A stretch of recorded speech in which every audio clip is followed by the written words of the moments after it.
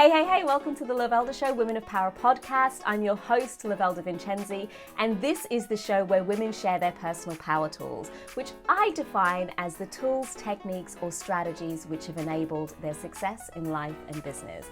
I ask all of my guests to be real, raw, honest, authentic, and vulnerable, dare I say. So this is a girl chat show like no other, where we really do dive into what it is to be a powerful woman, the real tools behind a woman's success. Now, if you're on this channel, do hit that subscribe button right now and hit the bell to make sure that you're notified when new shows are added. You can also subscribe to find us on Instagram, which is at Lovelda Show. You'll find all links that have been shared in the show in the show notes. And right now we're gonna hop straight over whilst I do a audio introduction before we jump into the full show.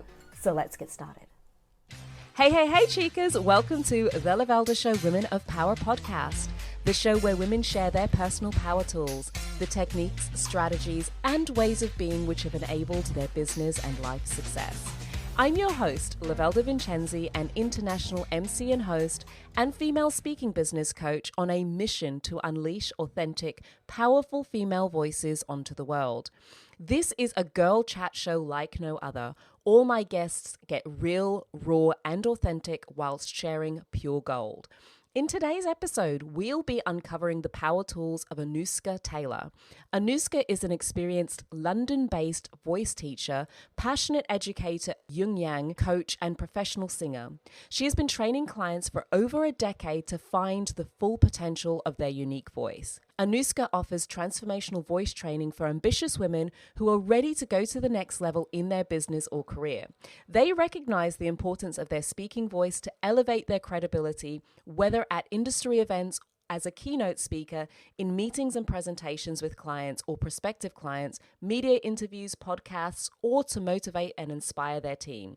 Anouska works privately with women around the world to help them with their confident, powerful, and expressive speaking voices so that they can make a bigger impact, influence, and persuade in their business and career. She combines 4 areas in her training: psychology, vocal techniques, storytelling, and mindset principles using yin-yang psychology. She is a faculty member of the Albright Academy in London, an organization that supports female entrepreneurs and business owners. Having recently returned from living in Australia, she has also been engaged in working with companies including BMW and ACCC, Australian Competition and Consumer Commission. In this interview, Anouska reveals the surprising way in which your voice could be holding you back as we dive into what I am lovingly terming voice psychology, something I literally just learned in this interview. Now listen, if you're ready to get more from sharing your expertise, use the link in the notes to download your free copy of my Speaker Marketing Blueprint, your guide to building the speaker marketing assets that match and reflect your expertise and increase your fee regardless of if you're brand new to speaking or ready to level up your speaking career. You'll also find links to my latest offers in the show notes. At the time of recording this show, I've just opened the doors to my half-day Fix Your Speaker Profile intensive program, and you'll be able to find out all about it if you click on the link in the notes below. Now, finally, everything shared in this show you can find in the links, including the links shared by my guests. And just before we dive into it, please make sure that if you want to get your regular fix of this show, you either hit that subscribe button or subscribe to get notifications directly in your inbox. Now, frankly, I think that is more than enough from me for now. And really, seriously, we need to get into this because the voice psychology Anouska shares, y'all need to hear. So let's get on with the show.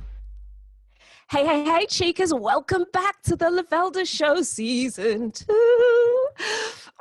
Juicy. I can't even, I'm beyond myself right now. So as y'all know, I am the person who is all about making sure that women's voices are empowered. So when I can find a voice coach to speak to who's female about what to do about your voice so you sound powerful, guess what? I'm buzzing with excitement. Yes, I am. I totally am. She's sitting here giggling at me like, really, Lovelda? I'm like, yes, really. If this is your first time listening to this show, do go and have a look in the notes because everything we share today is going to be in the notes. But the other thing is you can subscribe to make sure that you get updates directly into your inbox when a new episode's added. We'll just email that straight on to you. So get to the end of the show, love it, hit that subscribe button, and subscribe to get the links in your inbox so you don't have to go searching. The other thing I want to say before we dive in straight away is the doors are open to my intensive speaker profile program. It's like half a day with me to update your speaker profile. If you're one of those people who knows, and in particular, we're looking at LinkedIn here. So if you're one of those folks who knows your LinkedIn is old and tired and decrepit and not helping you, but you have not yet got around to doing anything about it, this is your opportunity. It's like a 4-hour intensive guided session with me focused on implementation. So whilst I'll be speaking and sharing things to do, y'all are going to be doing it right there and then. So if you want details on that, again, in the show notes. But anyhow, enough about me, because we have a voice coach here and we need to get into this because I can't wait, because it's going to be awesome. So please welcome to the show, Anouska Taylor. Hey. Hello. Okay, I need to control myself here. That was a very energetic intro. I love it. I do, because I am genuinely really excited. Partially because I'm a speaker myself, but I think in this day and age in particular, especially with the year we've had, everything as business owners has had to move online, really. We've had some windows of offline stuff, but the online stuff is really what has driven a lot of businesses, especially speakers, consultants, coaches. That's now become our lifeblood. And because on the one hand, it's great because everybody's online. So it's great, all those eyeballs. On the other hand, everybody's online. Yes. So totally distracted, yes. Like no ability to really focus on attention. And so therefore, whilst you can do the how do I make a Zoom call more interesting piece, what you can also look at is how do I make it so that those people who would otherwise have me on in the background are listening? Because I know when a voice grates, I don't be listening. I'm not going to lie. I'm that person. No, I'm the same. There's some people I just cannot listen to, and I won't mention any names. Big, famous names, I cannot listen to them. So the voice just grates. So yes, great. Absolutely. So we're going to get into that, because what I would really want to find out is what makes a voice work, like have gravitas and power, and what things should we absolutely be avoiding so that we can be more powerful when we're speaking. But before we even do that, we need to find out who you be, girl, because, you know, how the hell did you even get into voice coaching? How does one do this? How does one do this strange weird career?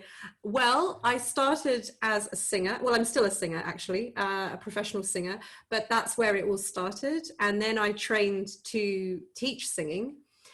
And then actually the speaking work kind of happened accidentally. And it was very interesting, particularly after last week with that post. I know that you commented on my post in LinkedIn about I am speaking, and that whole big thing about being heard as women. That was actually my very first client that came to me, who basically didn't feel heard in a board meeting because she was in a room full of men. And she just came to me out of desperation, I think, because I wasn't even promoting myself as a speaker trainer at that point. And she said, can you help me with my voice? Because no one's listening to me in meetings. And that's how it all started. And that was probably about 7 or 8 years ago, in terms of working with speakers, I should say. So this sort of world has become so important to me now as a female business owner myself, but it just feels like more and more women of all ages are sort of stepping out and running businesses. And as you say, every man and his dog is now on YouTube. Literally every man and his dog is now on YouTube. So it's kind of like, you know, you've got to stand out. It's not just enough anymore to have a video or have a podcast. Your voice is really gonna, and I always say to people, your voice is your audible business card. So it's really gonna make or break it ultimately. The interesting thing is, like, we kind of know this, but I know for me, I'm just going to be real and honest. As a speaker, one of the first times I really started to take any interest in learning about my voice, yes, I was a naughty speaker, you know, voice coaches wouldn't be happy with me, was actually when I lost my voice, or what I would find is I would do a 2-day gig and my voice would be tired, like really sore, and I have this sore throat, almost strained.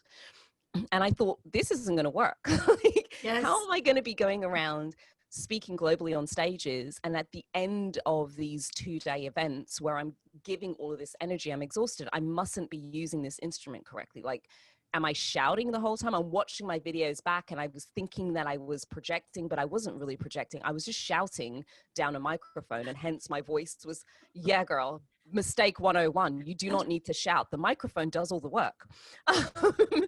But there was something about wanting to kind of be excited and be powerful and capture attention. And I thought I had to do that by shouting. So do you find that a lot of women who come to you because there is a problem, something's gone wrong, and now it's a case of, I need to fix this, like your very first client who said, nobody's listening?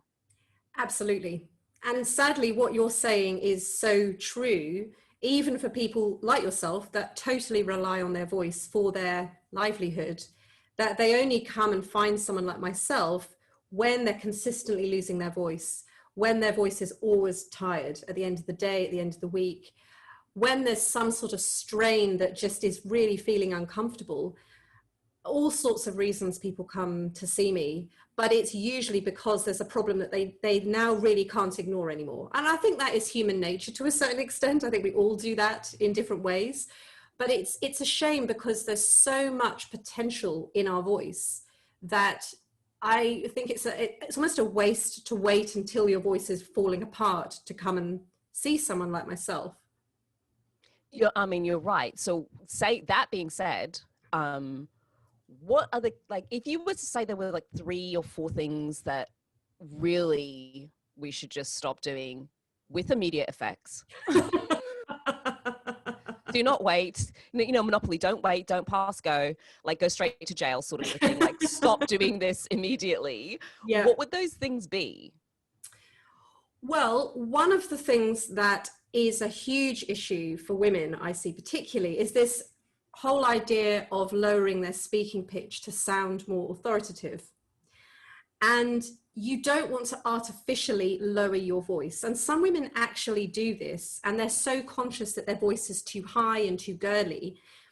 And we do have an optimal speaking pitch, each of us individually. And what people tend to do when they're not trained and they don't understand is they think, I'm just going to drop my voice to sound more authoritative. The problem with that is then, in order to project your voice, you have to push it and strain it to be heard.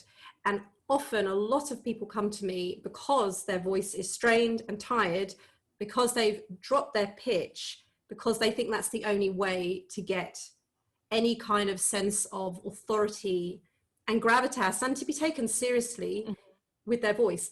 But there is a better way, which is what I help people with. Work from your optimal pitch, and your voice will always be more powerful and more authoritative from that place versus this strained, tight, fatigued place.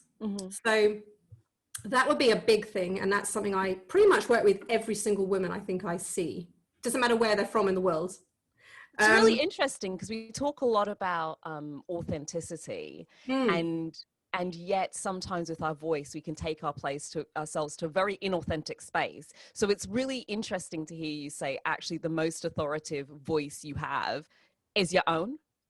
Absolutely. Oh my goodness. I mean, this is a big part of my work as well. It's, I mean, this is probably a whole other podcast, but in terms of what our voice is representing, and we really do put all these sort of limitations, and we really shut our voice down. And actually our true voice is what I help people discover. And that is the voice that's actually going to engage people, not this voice I have to put on to be something that I think people want, or even because I don't want people to hear me, because I don't think I've got anything to say, or I don't think people are going to listen to me. It's when you connect to that true voice that we all have, that is going to connect people to you. But unfortunately, we learn from a very young age to start to shut that voice down. And so we create all these barriers with tension, with you know, we start to kind of manipulate our voice in many different ways. So we end up actually so far away from our true voice, which is really sad. And so for me, it's bringing people back. And one of those things is pitch. You know, we all have a natural pitch. And if you work with what nature gives you, things just work. I mean, the voice will function from that place a million times better than forcing it from an unnatural place. Trying to make it be somebody that you're not. It's real. I mean, it's really powerful, and I've never heard it put like that before, in terms of actually you don't need to make your voice higher or lower. It's about learning how to work within that optimal range. And regardless of what your natural pitch is, it's still powerful. It's not a matter of your high pitch is not powerful and a low pitch is, because that's normally what we're taught. Low pitch, powerful; high pitch, not so powerful. But you can be powerful in both of those spaces and keep your voice. I think that's the most important bit. So the first thing is to honor your own pitch. What would something else be that you see us women really, we should just stop doing it? Well, one of the things which I'm going to use sort of a strange sort of way of maybe expressing this, but one of the things is people almost sort of swallow their voice. They sit on their voice at the back. So it's like a kind of croaky, raspy, it's almost like a slightly, I think the best way to describe it is like a swallowed voice. Mm-hmm. And actually, this is another huge thing I work with people. And so what you want is to really think about your voice at the end of your lips versus in your throat. Okay. And so you're talking more up here versus talking back here, which sounds like your voice is, So and that is so when you combine the pitch with the voice sitting at the back of the throat, you are waiting to have a voice that fatigues, that you lose your voice, that's not going to project, that's not going to have any expression, because you can't get anything from that place, and it's just going to be exhausting to speak from that place. So I am seeing so many metaphors. I'm like, wait a minute. It's like you want to be seen, but you don't really want to be seen. You want to be heard, but you don't really want to be heard. It's that really kind of letting go. Girl, I did not know this went so deep. Oh, I mean, a big part of my work is I'm also a Jungian coach. So the psychologist Carl Jung was a famous sort of the father of analytical psychology. And a big part of what I do is really understanding what is really driving this fear of being heard, because women say they're not heard and they have a problem with being not heard, but actually they don't really want to be heard on some unconscious level. And so that's why they create these habits, and none of this is conscious. So they'll swallow their voice, they'll talk really low, they'll put all these blocks on their voice because on some level, they don't want to be heard. Mm-hmm. And so a lot of what I do with people as well is, let's examine what someone that is heard is like, and what is it that you fear about being heard? And you have to work with that. Otherwise, you're just working on the surface. If we just do the technical stuff, you'll just go back, because on some level, you don't want to be heard. And I think it's a huge issue for women. So it's got to be addressed sort of, and when I say psychologically, I don't mean from a therapy model, from a coaching model, but it has to be addressed on a deeper level, because otherwise you're just, as my coach says, you're just rearranging the furniture and you're making things a bit better, but you're just going to go back because there's a deeper fear. It's interesting because we understand this from a money perspective, right? It's kind of like, oh, we can teach you all of these things, but if you have, what do we call them? Like money blocks. And this is feeling very similar. It's like, if you have voice blocks, if you have genuine blocks about being heard, what you think that's going to mean, or a fear of being heard, then there's this tussle, internal tussle that's going on. I'm going to get myself out there, but I'm not really going to get myself out there. So it's almost as if the voice becomes the place to undermine yourself and what's the word I'm looking for? Where you self-sabotage, that's it. Totally. The voice becomes a place for you to self-sabotage. I had never heard of it like this before. Totally. And because people think their voice is just the way it is, they don't see their voice in that way. But your voice is a representation of your mind.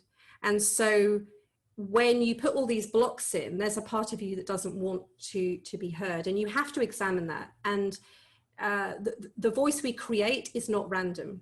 It's you know, it's a product of our upbringing, it's a product of our culture and our surroundings and all of that, but it can be changed. And I think that's a big thing for women too, that you don't have to suffer, you don't have to, you know, live with these limitations or fears or whatever it is. You can change it. And I think people think that their voice is just the way it is, so there's no point, or it will be too hard. That's another thing. Have you had a voice journey? I'm just curious now, how do you get into, because there's voice coaches and then there's you. I mean, it's a different ball game, because I have never, I mean, there might be some others out there, call me. Yeah. Heard of other voice coaches who really deal with the I'm going to call it the psychology of your voice. I'm making it up as I go. I'm putting words in this woman's mouth now. I like it. But I don't know of any other voice coaches who deal with the psychology of your voice, and especially for women who, I mean, I know I had a lot of times where I was like, nobody's hearing me. Like, I'm talking, but they're not hearing me. It's like a constant complaint. Why can you not hear me? Yes. My voice is drowned out amongst other things. And almost a way of dealing with that is just to talk louder, to be slightly more obnoxious, to be more extravagant, to have something bigger to say, to put on a bigger show. And yet then you can see others whose voices are heard, yet they're quiet and they're unassuming, but yet every time they speak, people are gripped to that voice. Did you have a personal journey that brought you to evaluating voice? Totally. I mean, it's an ongoing journey, to be honest. I mean, because it all sort of I mean, I know we sort of go, it stems from childhood, but it really does stem from childhood. And I think for me personally, growing up in my own sort of surroundings and where I lived, was that I never felt heard unless I was singing. And so I think that's why I started singing at such a young age, because I could sing. And when I sang, people shut up and they listened to me. But when I spoke, I didn't feel heard. And so it's been a journey for me as well. It's been as much when I'm teaching people, I'm almost, you know, I think the saying goes that we teach others what we most need to learn ourselves. And so it's been a journey for me. I mean, I trained to be a Jungian coach, so I've been through the whole Jungian process of working with my own mind. And absolutely, it's just more subtle, I think, for me now, because I have so much technical and functional understanding of my voice that I can kind of, I know what's going on. I know what you're doing, mind, and I know you're trying to sabotage me there.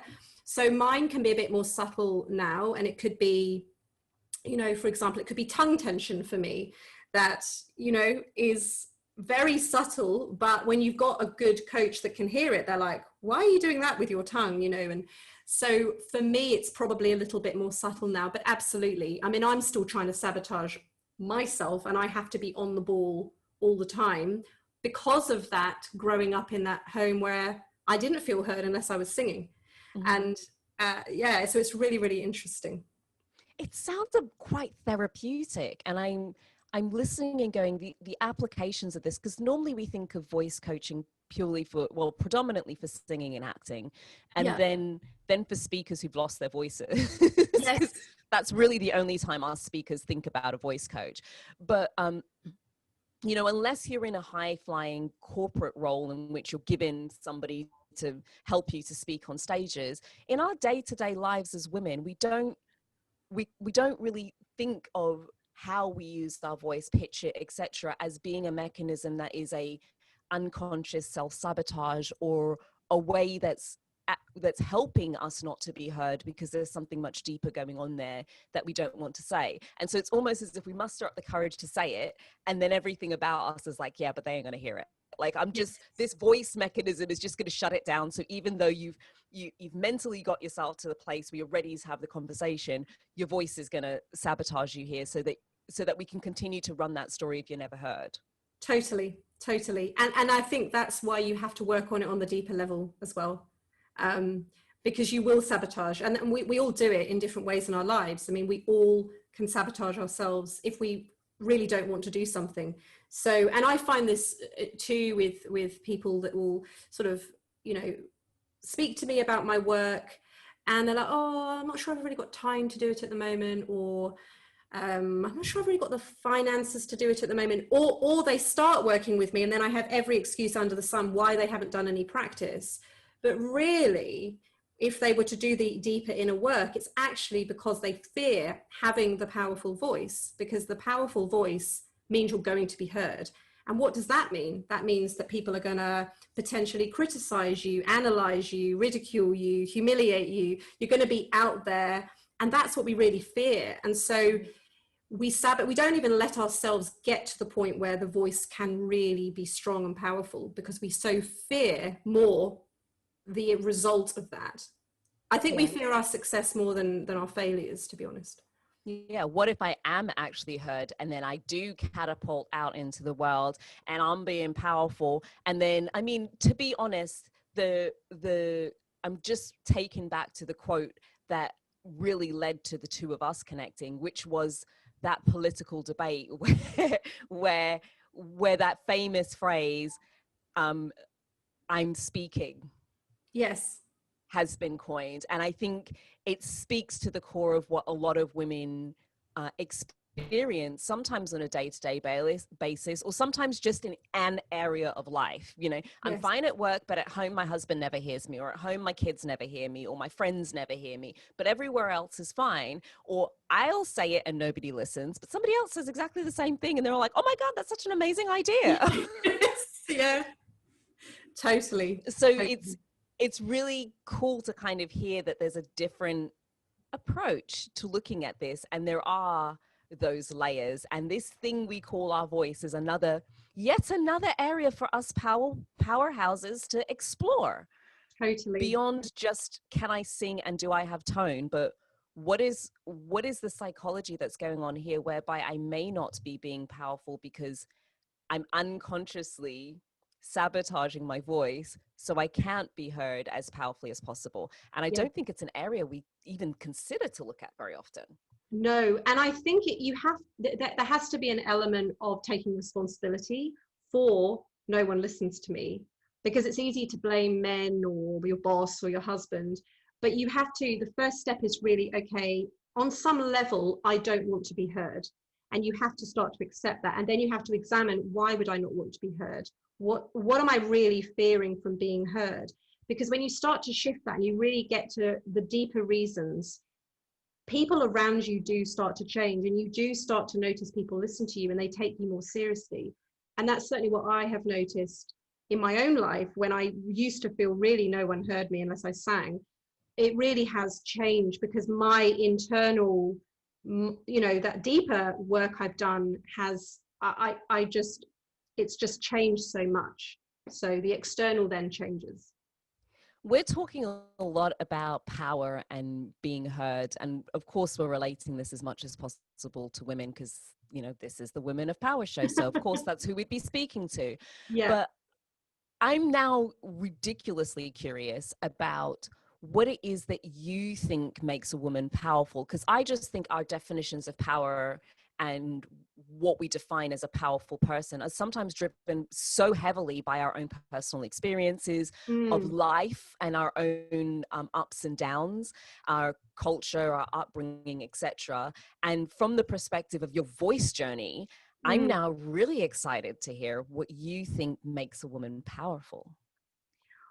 Well, in my mind, what makes a woman powerful is her connection to herself on a deep level, because I think that is what the world is going to show you. So we live in a world of mirrors. So the more you connect to that inner part of yourself, which sounds a bit woo-woo, but it's really been everything for me on my journey. The world literally changes before your eyes in the external world. And that is kind of what you said before. There's some people that shout and no one listens to them, and then there's some people that have that kind of quiet kind of confidence and everyone's like hanging off their every word. I believe the difference is because they really on a deep level know that they are of value and they have something important to share, and that's what the world shows them. And so that inner sort of connection to self, that trust in your intuition, that trust in your imagination, that kind of spiritual, that other part of ourselves, for me, that's where your true power lies. I love that. And it's not, I don't think it's necessarily about, because I don't want people listening going, oh, if I'm shouting, I'm not powerful. And if I'm not shouting, I am powerful. No, that's not No. what we're saying. Mind You know, behind the if, voice. yeah, it's like, which one is authentically you, right? For Yes. some people, the shouting is not really how they communicate. They're not naturally that sort of bubbly. Like if you see me in person and I'm in a good, this is how I talk. This is just me. I also have quieter moments. Like I'm not like this all the time, but I will also have reflective moments where I'll go a little bit deeper, but I'm more likely to have more peaks in a talk that you see me do, because that's me.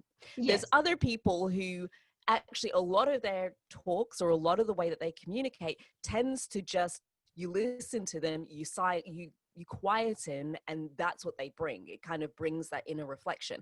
One isn't right and the other's wrong. They're just different. The problem is if you go to pick up the one that isn't you, like back to what you said earlier about you have your natural pitch, stick with it, own your lane.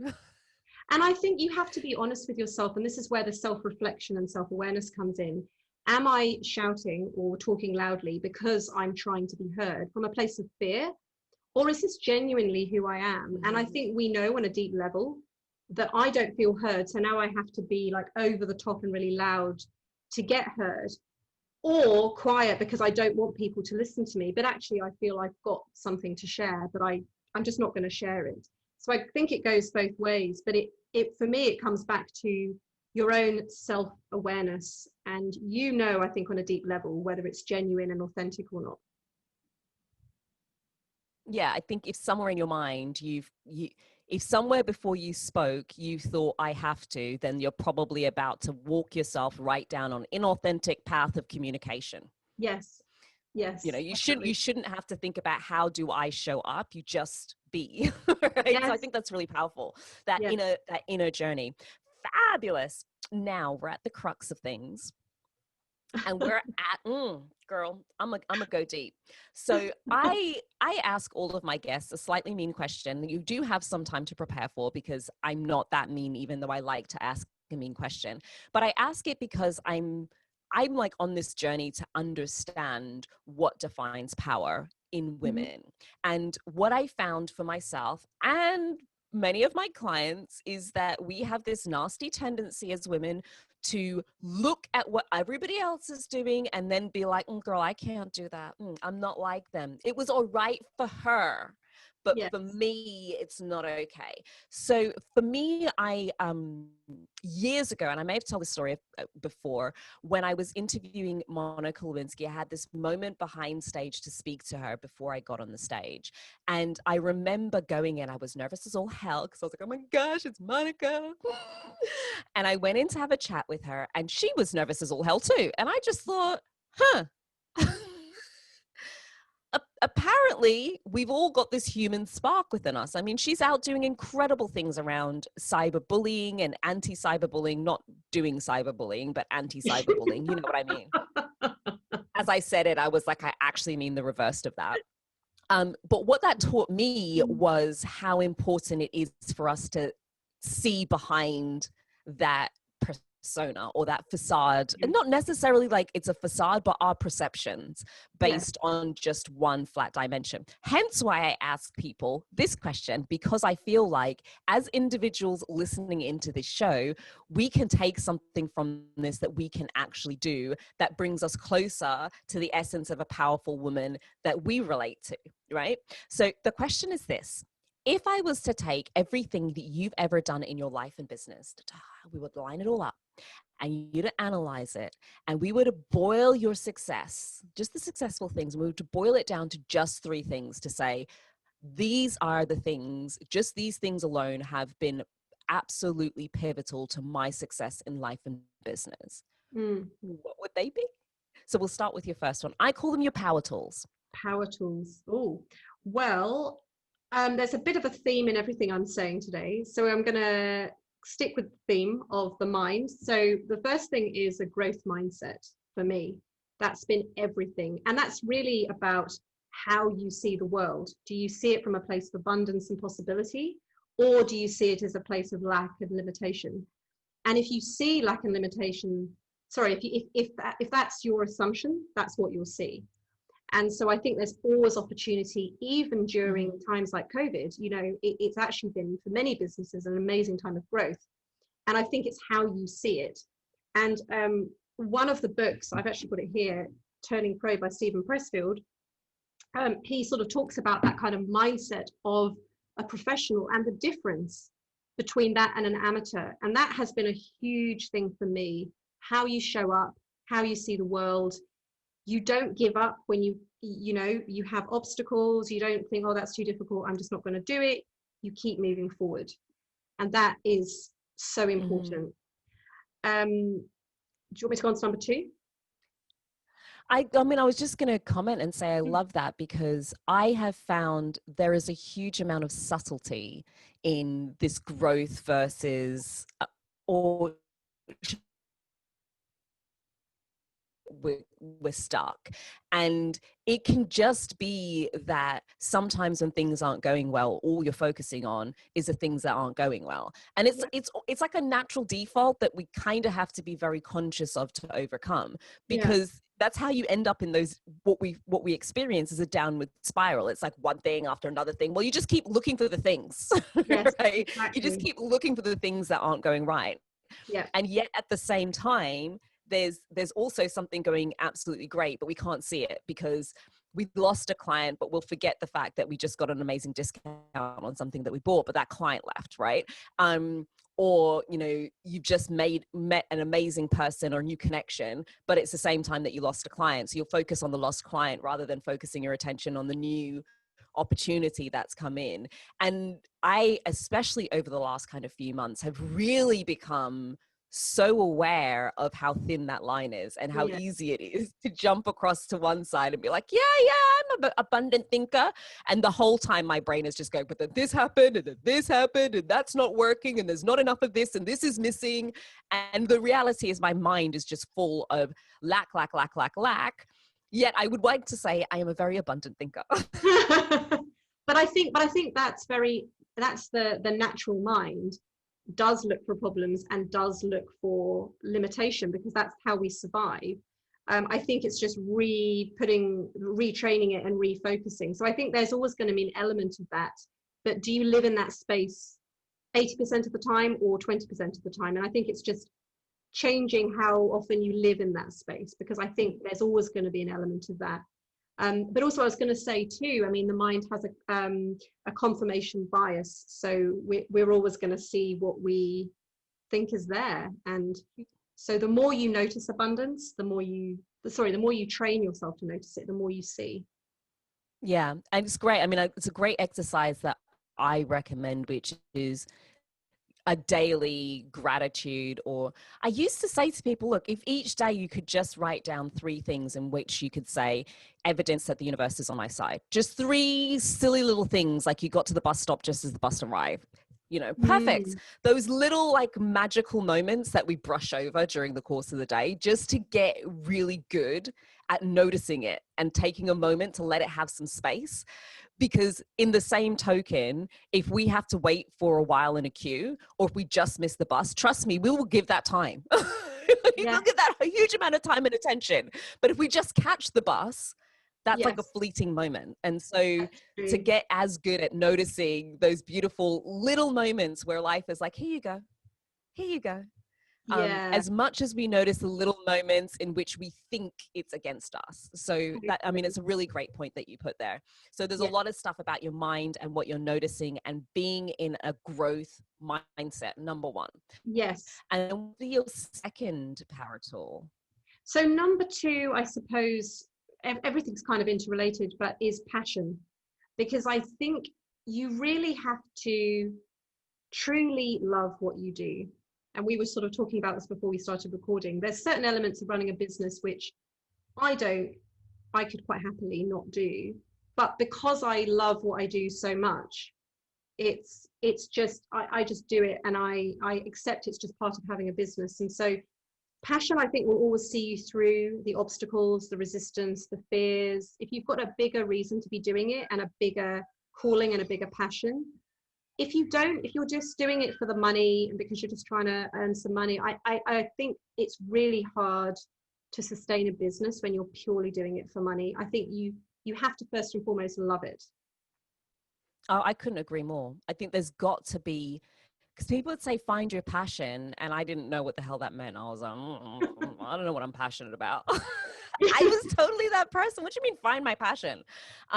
What I've come to see is what do I actually enjoy doing? I'm just going to do that stuff, right? And then let the monetary opportunities kind of come from outside of that. Because I discovered there's loads of things I can coach people on. Just some of it's really fun for me and I really enjoy it. And I come away from those engagements uplifted, and I don't want to cancel those client calls even if I'm having a really bad day, because I know the calls give me energy rather than take it away from me. Yes. And there's other things I do where I'm looking for a reason to not do it. I'm like, girl, please, do I have to? Yes. And if you've got too many of those do I have to bits of things in your business, then you're probably not doing something you're passionate about. There's always going to be things you don't love doing. Yes. But if at the core of it, there's something you thoroughly enjoy, then it's easier to do. I'm going to tell you, a podcast is a lot of darn work. True say, if you're thinking of starting one, it's a lot of work. Start one on something you actually like talking to people about. Yeah. And I think in any, whatever your area of business is, I think the first thing you have to cultivate, if you don't already have the passion, you really have to cultivate that passion in whatever way you have to do it. So that's number 2. Put passion in it, pick something you're passionate about, do what you're passionate about. And then what would number 3 be? So it's kind of everything's kind of related. Number 3 would be a lifelong learner. I think it's so important to keep growing, whether that's with, I'll use my example, but, whether it's working on your own mind and all of that sort of stuff, but also for me, just the voice world is just vast and it's ever changing. And I love the fact that I don't know everything. And I'm very honest about the fact I don't know everything about the voice. I'm always learning. And that really excites me. When I find new books, when I hear new things, I'm like, oh my goodness, I never knew that. So I get excited, but it's kind of all linked. And I think I can see how you wouldn't want to learn more about something you weren't passionate about. Yes, exactly. So it is all kind of linked, and I think it makes me a better teacher because I'm constantly learning. I'm not saying I know everything there is to know, and I never. I think it makes it exciting, to be honest, because you're like, what are they going to discover next week? Yeah, so I really love what you said there about the two things being interconnected, because I can tell you for a fact, I don't know that I would continue to do this podcast if I didn't enjoy talking about what I'm talking about. So I think you have to pick something you're passionate about, such that when you hit those blocks that we talked about earlier, the things you don't want to do, that aren't that excited, you're driven to go past it. Because like, if we take the example of building a sales page, if you had something you weren't that excited about selling, why are you going to want to figure out how to sort a sales page out? You just cannot find the drive to get past that situation. Yes. And I also just think there's an arrogance if you think you know it all, and it's disrespectful to your clients. I'm gonna say it is disrespectful for your clients for you to think that you've hit a point where you kind of know it all, because things are changing so much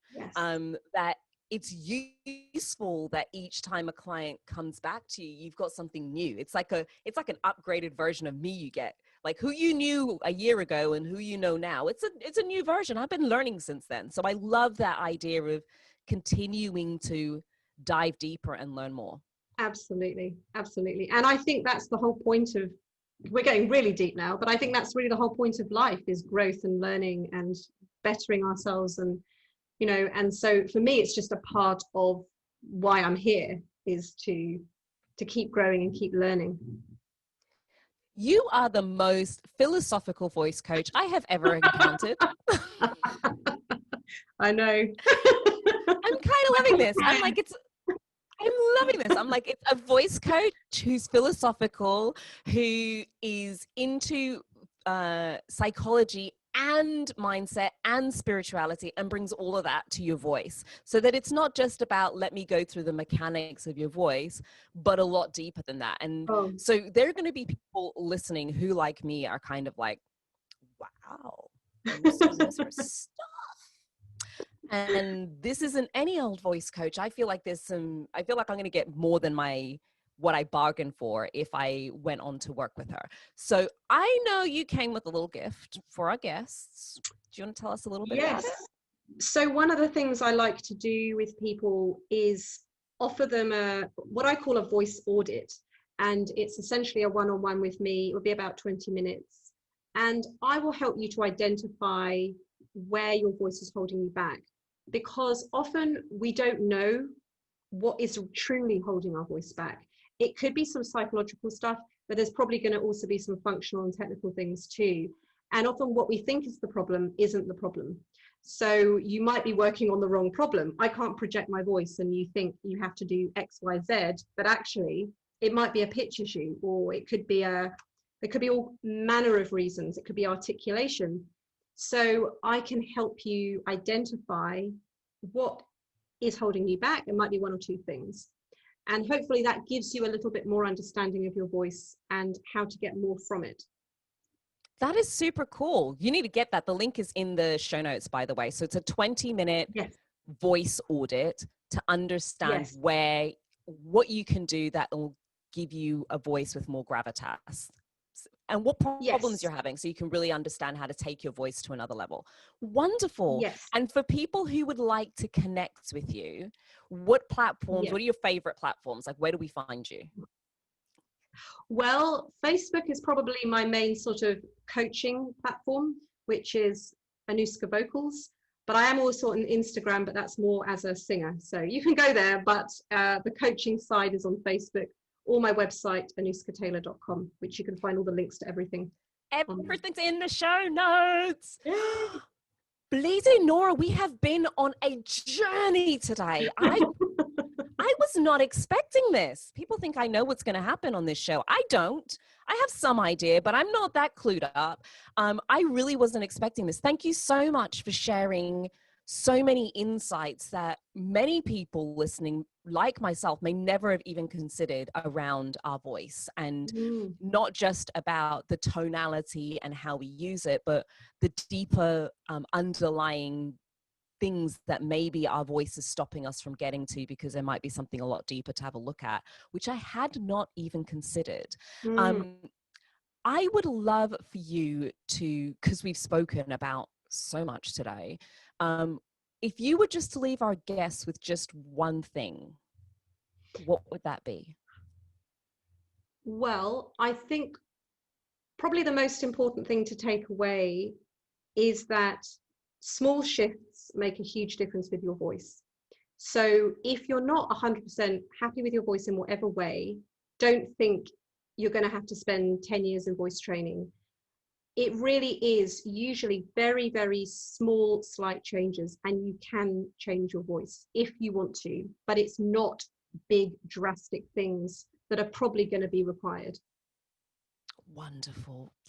Anouska, you've been absolutely phenomenal as a guest. If you've listened all the way to the end here, well, you've been phenomenal as a listener. You could take that to a whole nother level if you hit that subscribe button, which I strongly recommend that you do. Remember, the doors are open at the moment to my intensive speaker profile training. You are more than welcome to join that. Again, the links are all in the bio. It's 4 hours with me, guided to get it done, not to faff around.